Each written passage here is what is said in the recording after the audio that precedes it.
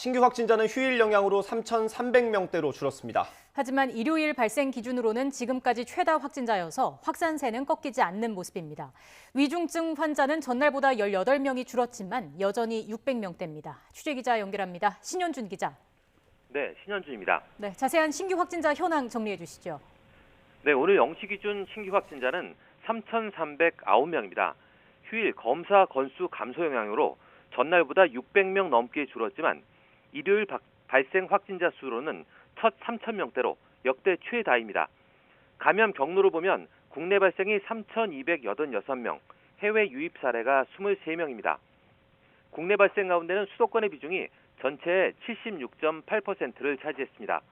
서울에서 1,386명이 새로 확진 판정을 받았고 경기와 인천의 확진자는 각각 905명과 233명을 기록했습니다. 위중증 환자는 전날보다 18명 줄어 629명이지만 닷새 연속 600명대를 기록하고 있습니다. 특히 위중증 환자 가운데 531명은 60대 이상으로 전체의 84.4%에 달했습니다. 코로나19 관련 사망자는 32명이 늘어 누적 3,580명이고 치명률은 0.81%로 올랐습니다. 이런 가운데 어제 오후 5시 기준 수도권 중증 환자 전담 병상 가동률은 86.6%로 하루 전보다 1.2%포인트 증가했습니다. 지역별로는 서울이 87.8%, 경기 85.5%, 인천 84.8%로 집계됐습니다. 때문에 수도권 병상 대기자 숫자도 1,149명으로 사흘째 1,000명대를 보이고 있습니다. 네, 오늘 중대본 회의에서는 코로나19 상황이 예상보다 더 안 좋다는 우려가 나왔다고요. 네, 권덕철 중앙재난안전대책본부 1차장이 모두 발언에서 한 말인데요.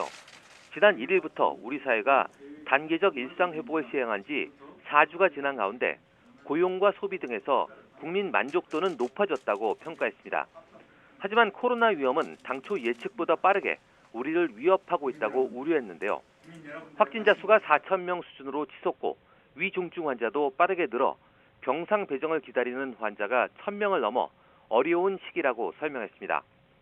권 차장은 정부가 오늘 대통령 주재로 특별 방역 점검 회의를 열고 현 상황에 대한 방역 대책을 국민에게 발표할 예정이라며 정부는 어제 일상회복지원위원회 전문가들과 머리를 맞대고 지난 4주 동안의 단계적 일상회복에 대한 위험도를 평가했다고 설명했습니다. 또 상황평가에 기반한 종합적인 대책은 오늘 오후 특별 방역 점검 회의를 거친 뒤 관계부처 합동 브리핑을 통해 구체적으로 밝히겠다고 전했습니다.